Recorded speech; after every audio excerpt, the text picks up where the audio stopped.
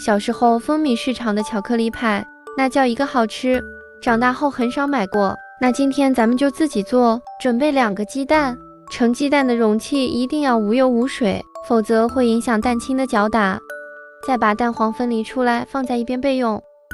蛋清内挤几滴柠檬汁或者是白醋去腥。电动打蛋器开高速搅打到起大泡泡，40克白糖先加1/3，等搅打到比较细腻了，再加入1/3，最后加入剩下的白糖，改成低速搅打。搅打出来的蛋白状态是，提起来打蛋器有一个直立的小三角，把刚才的蛋黄倒进来，再稍微给它搅打匀就行，千万不要搅打过了。再倒入60克低筋面粉，给它过一下筛底，切拌或者是翻拌的方式给它拌匀，直到看不到擀粉没有面疙瘩就可以，也不要过度的去搅拌，给它盛在一个裱花袋内，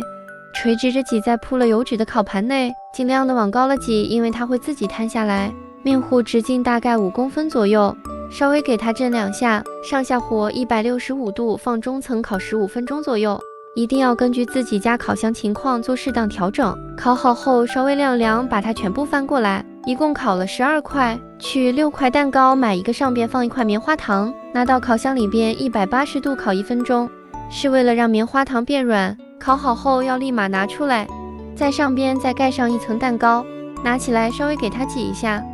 这样2块蛋糕就粘在一起啦。里边也可以换成奶油馅，拿一个竹签扎在蛋糕的一侧，放在融化好的巧克力酱里边。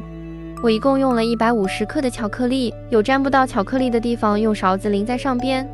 等巧克力裹均匀之后，放在油纸上，